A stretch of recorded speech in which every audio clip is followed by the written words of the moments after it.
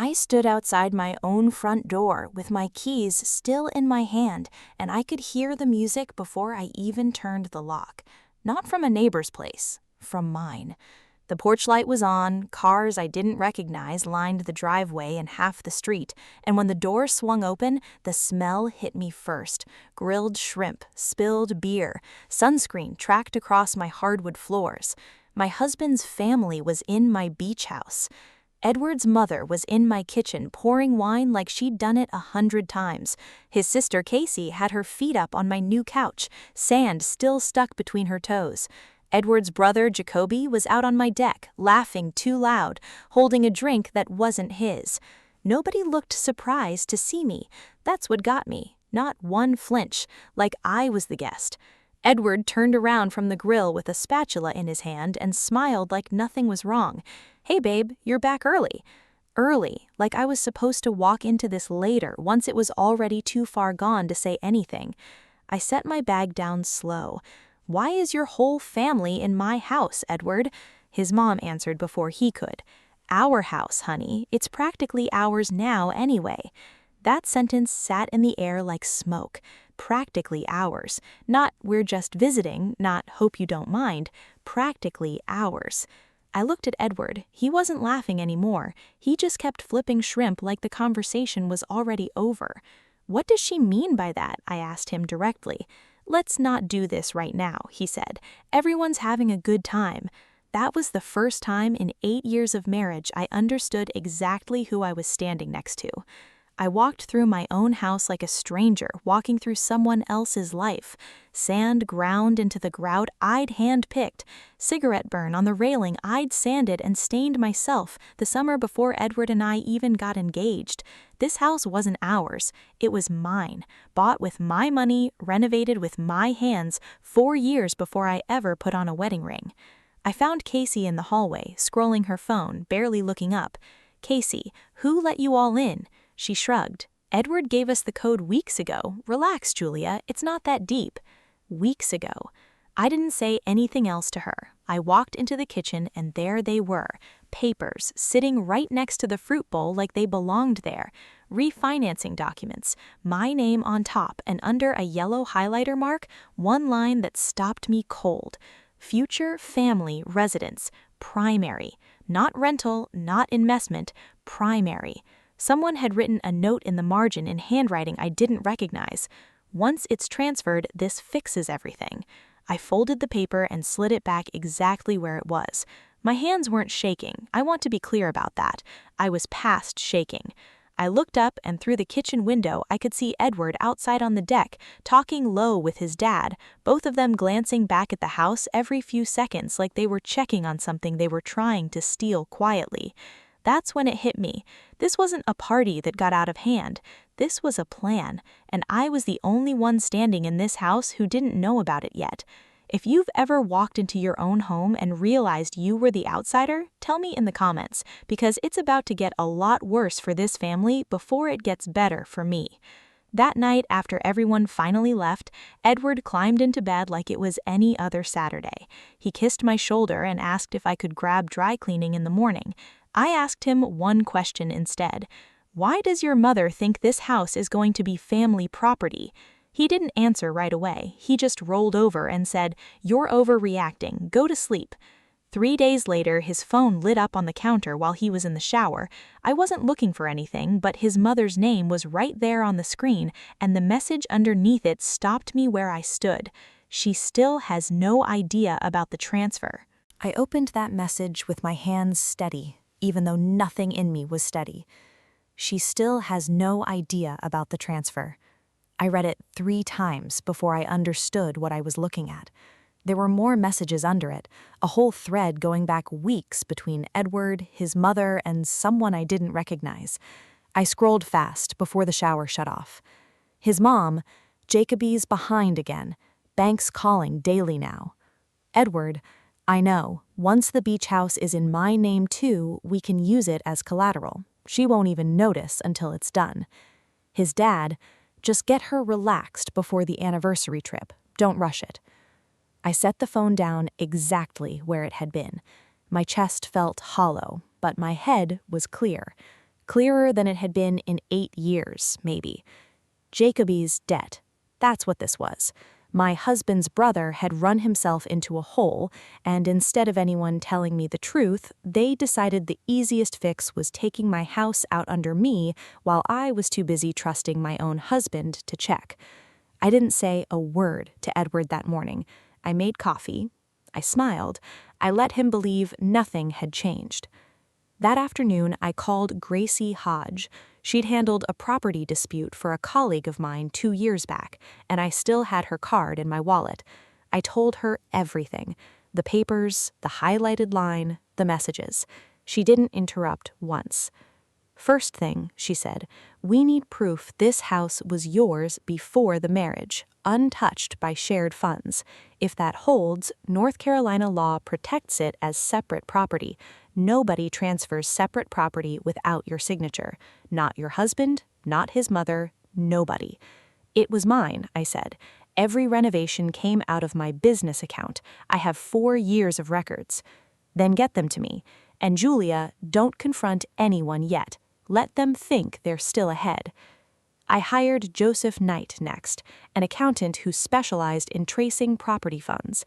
Within a week, he had it laid out clean, every renovation invoice, every payment, all from an account that existed before Edward and I ever said I do. Not a single shared dollar in that house. Then I called my neighbor, Alfie Clark, retired cop, lived 2 houses down, the kind of man who noticed everything and said nothing until it mattered. I asked him to help me get small cameras up around the property, front door, back deck, and the side gate his family had clearly been using as their own entrance. Within 4 days, the footage told me everything: Edward's mother letting herself in with a key I never gave her, Casey walking through the house with a woman I didn't know, pointing at rooms like she was giving a tour. I paused that clip and stared at the woman's face for a long time before Alfie helped me pull her name from a listing site. Sarah Lloyd, a realtor, active listing history, and there, buried in her online bio, one line that made my stomach turn: currently representing a beautiful coastal property soon to be family-owned. Soon. Before I'd signed anything. Before I'd even been told. I sat in my car outside her office the next morning and watched her walk out to meet a client. I didn't go in yet. I just needed to see her face and know she was real, that this wasn't just messages on a screen. That night, Edward came home with flowers. Actual flowers. He said he'd booked our anniversary trip. 4 days on the coast, just the 2 of us. A real reset, he called it. I hugged him and told him it sounded perfect. He had no idea I'd already told Gracie to have everything documented and locked down before we even left the driveway. 2 nights before the trip, I couldn't sleep, so I went down for water around midnight. Edward's phone was face up on the counter, and it lit up with a text from his mother that I read without meaning to. Lawyer already has the paperwork ready. Just get her to sign after the trip. Tell her it's for taxes if she asks. I stood there in the dark kitchen, holding a glass of water I never drank, and for the first time I understood exactly how far they were willing to go and exactly how far I was willing to go back. The coast looked exactly like it did on our anniversary trip 5 years earlier. Same stretch of beach, same weathered boardwalk, same little seafood shack Edward always ordered from without even looking at the menu. Except this time, I watched him differently. I watched every hand on my back, every "I love you" whispered against my hair, and I cataloged it like evidence instead of feeling it like a marriage. He held my hand on the boardwalk that first evening, the wind pulling salt through the air, and for 1 second I almost forgot. Almost. Then he ordered my favorite drink without asking, the way he always did when he wanted something from me later, and I remembered exactly why we were there. "Just a few signatures," he said the second night, sliding his hand over mine at dinner, candlelight catching the side of his face. "Makes everything cleaner. For taxes, for the future. You know how your accountant's always saying we should simplify things." I hadn't mentioned an accountant in months. I smiled anyway. "Sure, whatever's easiest." I watched something behind his eyes relax when I said that. His shoulders dropped an inch. He thought he'd already won. He thought 4 days of holding my hand and paying for dinner had done the work his family's lawyer couldn't. The truth is, every time he touched my hand that week, I thought about the text I'd read off his phone in the dark. Tell her it's for taxes if she asks. Every time he smiled at the waiter, complimented my dress, told me how lucky he was, I thought about his mother standing in my kitchen saying my house was practically theirs already, like I was the visitor in my own life. On the third night, he stepped out of our room to take a call, phone pressed tight to his ear before the door even shut behind him.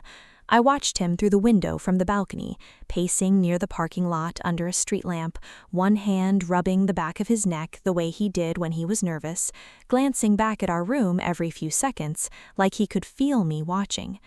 When he came back in, hair damp from the ocean air, he said it was work. A client emergency, he said. Nothing important. It wasn't work. Gracie had warned me his father might be coordinating the paperwork timeline directly with Edward while we were away, keeping the pressure quiet and steady. 30 minutes later, an alert landed in my inbox, a forwarded copy of an email Joseph had been quietly monitoring since I gave him access to flag anything tied to the property records. I'd set it up before we left, half hoping I wouldn't need it. The email was from the family's lawyer. Subject line, transfer documents, ready pending signature. I sat on the edge of that hotel bed with my phone in my lap and Edward in the shower 15 feet away, water running, him humming something under his breath, like a man without a single thing to hide. I read the email twice, then I closed it, set my phone face down on the nightstand, and looked out at the dark water through the sliding glass door until my breathing evened out.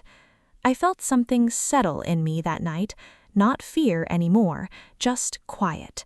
The kind of quiet that comes right before you stop waiting for someone to prove you wrong and start preparing for the version of them you already know is true. The last night of the trip, Edward brought it up again over room service coffee, softer this time, like he was testing the water before wading all the way in. We'll just knock it out when we get home, 20 minutes tops, get it off both our plates. 20 minutes, I repeated, and I meant it as a promise, just not the one he thought he was hearing.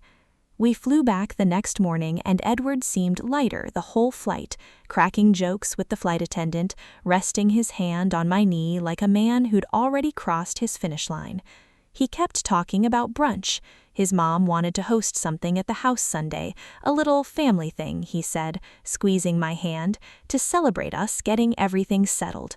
That sounds perfect, I told him, and I watched him smile at the window like he believed it. He had no idea that the night before we landed, while he slept beside me on the plane, I'd sent Gracie one final message from my phone tucked low in my lap, "Ready when you are." Sunday morning came fast. I stood in my closet longer than I needed to, running my hand along the same clothes I'd worn 100 times, trying to pick something simple, something calm, something that wouldn't give anything away. Downstairs, I could already hear cars pulling into the driveway one after another, his mother's laugh carrying through the walls, his father's voice low and satisfied, Casey already complaining about something before she'd even made it through the front door. Edward knocked on the closet framework, still buttoning his shirt, smiling like a man about to open Christmas presents. "You ready? Everyone's excited to see you." "I bet they are," I said. I walked downstairs into my own kitchen, past the thick, official-looking folder his mother had already set out on the counter, waiting for a pen that wasn't going to sign anything today. The doorbell rang one more time. Edward opened it, still smiling, expecting his lawyer. It wasn't his lawyer standing there. It was mine. For a second, nobody moved.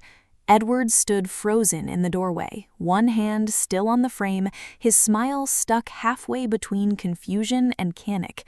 My attorney, Gracie Hodge, stood on the porch in a gray suit, a leather folder tucked under her arm, calm as a Sunday should be. "Julia," Edward said, turning to me slow, "what is this?" "This is Gracie. I said. "She's my lawyer. I invited her to brunch, too." Behind him, the kitchen went quiet the way a room does right before something breaks. His mother set her mimosa down without looking away from the door. His father's jaw tightened. Casey stood halfway between the counter and the hallway, phone still in her hand, like she hadn't decided yet whether to run or stay and watch. Gracie stepped inside without waiting to be asked. "Mind if we all sit? This won't take long." Nobody answered, so she walked to the dining table herself and set the folder down next to the one his mother had already staged there, the one waiting for a signature that was never going to happen. 2 folders side by side, theirs and mine. "Julia," Edward tried again, lower this time, like volume might fix it. "Can we talk about this privately?" "We are talking about it, in front of everyone who's been talking about it behind my back for weeks." His mother forced a laugh, brittle and thin. "Honey, I think there's been some kind of misunderstanding." "There's no misunderstanding. I read everything. The texts, the emails to the lawyer, the refinancing papers with your handwriting in the margin, Mom." Her face went white. "I know about Jacoby's debt," I said, looking at him now, standing near the window with a drink he hadn't touched. He didn't say anything. He just stared at the floor like it might open up and take him somewhere else. "I know the plan was to get the beach house transferred into the family's name using me as the signature and tell me it was for taxes if I asked questions." "It was going to help everyone," his father said, standing now, chest out like that made him right. "You've got 2 of us, Julia. You could have just said yes. It's not your house to ask for. It was mine before I met your son. Every renovation, every dollar came out of an account that existed years before the marriage. That's not opinion. That's documentation." I nodded at Gracie. She opened the folder and started laying things out, unhurried, like she'd done this 100 times. Bank records with dates that predated the marriage by 4 years, contractor invoices with my name and my account number, a notarized statement from Joseph confirming not one shared dollar had ever touched that property. Then she set down a printed photo, a still frame pulled from my own security cameras. Casey walking through my living room with a woman none of the family had ever introduced me to. "That's Sarah Lloyd, a realtor. She's already listed your property online as soon-to-be family-owned, before any transfer, before any signature, which means someone in this room authorized a listing on property they don't legally own." Casey's mouth opened, then closed. She looked at Edward like he was supposed to fix this, but Edward wasn't looking at anyone. He was staring at the folder like it might rearrange itself into something less true. "You had no right. Your mother started," voice climbing. "I had every right," I said. "It's my house. It's always been my house. The only thing that's changed is that now I finally know what everyone in this family actually thinks of me." Edward finally spoke, low, almost pleading. "Julia, I was going to tell you eventually. I just needed time to figure out how to say it without you shutting down." "You had 4 days on the coast. You held my hand every single one of them and lied to my face every single one of them. That's not needing time. That's a decision." Nobody argued with that, not even his father, who suddenly found something very interesting to look at on the wall. Gracie closed the folder and folded her hands on top of it. To be clear, no transfer occurred, no signature was given. The property remains solely under Julia's name, protected under separate property law, fully documented before, during, and after the marriage. Any further attempt to list, mortgage, or transfer this property without her explicit written consent will be treated as fraud, and we already have more than enough to pursue that if it becomes necessary. The silence after that was different than the one before it. That first silence had been shock. This one was the sound of a plan collapsing in real time, no way left to spin it, no story left to tell. Edward looked at me across the table, and for the first time in 8 years, I didn't see the man I married. I saw someone who'd been quietly deciding for months that my house, my work, my years of paying it off alone were simply his to redistribute whenever his family needed a bailout. "I think brunch is over," I said. Nobody moved for a long moment. Then his mother stood first, grabbing her purse without looking at me, and the rest of them followed, one by one, out the door they'd walked through so many times without once asking permission. Edward was the last one standing in the kitchen. "So that's it? You're just done? Just like that?" I looked at the folder still sitting on the counter, the one meant for my signature, still empty, still mine to decide. "No," I said. "That's not it. That's just the beginning of what happens next." The house was quiet after they left. Too quiet. The kind that rings in your ears after a room full of noise. I stood in my kitchen for a long time before I moved the empty folder off the counter and set it in the trash, right on top of the coffee grounds from that morning. Edward didn't go far. He stood by the window overlooking the deck, the same deck his father had stood on weeks earlier, talking low about a house that was never his to talk about. "So what happens now?" he asked, not turning around. "Now you pack a bag," I said. "You can stay with your parents, I'm sure they'll make room, since apparently making room in my house was never a problem for them." He turned around fast. "Julia, come on, this is my house too. I've lived here for years." "You lived here," I said. "Your name was never on the deed, and now I know exactly why you never asked me to add it, because you knew what I'd say." He didn't have an answer for that. He never did. Not once during the whole conversation, not once during 4 days on the coast holding my hand like it meant something. Gracie had already filed the paperwork by the time I called her that evening, a formal notice making it clear, in writing, that any further attempt by Edward or his family to interfere with the property would be treated as fraud. She also mentioned something I hadn't even asked about, grounds for divorce, given the deception, given the messages, given the 4 days he'd spent lying to my face on a trip I'd paid half of. I didn't cry that night. I thought I would. Instead, I walked through the house room by room, the same way I had the night I found them all there uninvited, except this time I wasn't looking for what they'd damaged, I was looking at what I'd built. The floors I'd sanded myself, the windows I'd picked out one by one from a salvage yard 2 towns over, every piece of it mine, long before Edward ever walked through that door with a ring in his pocket. 2 weeks later, he moved the last of his boxes out on a Tuesday afternoon. His mother didn't call again after that. Neither did his father. Casey tried once, a text that said she was sorry things got messy, like the word covered what she'd done. I didn't answer. Jacoby's debt never got fixed, not by me, not by a signature I never gave. I heard later he sold his truck to catch up on payments. I felt for him, honestly. But feeling for someone isn't the same as handing them your life. Sarah Lloyd's listing disappeared from the site within days of Gracie's letter reaching her office. I never spoke to her directly. I didn't need to. The photo from my own camera said everything that needed saying.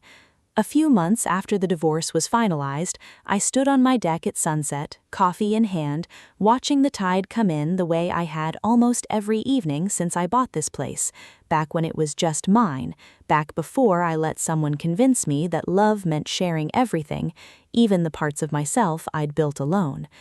I still think about that first night sometimes, walking on strangers who felt entitled to a life I paid for by myself, one nail and one invoice at a time. How comfortable they all looked, taking up space in something that was never theirs. I don't regret marrying Edward. I regret how long it took me to notice what I already knew deep down, that some people don't see what you've built. They just see what they can take. I kept the house. I kept my name on it, alone, the way it always should have been. And every night the sun goes down over that water, I remember exactly what it cost me to learn who was really standing beside me.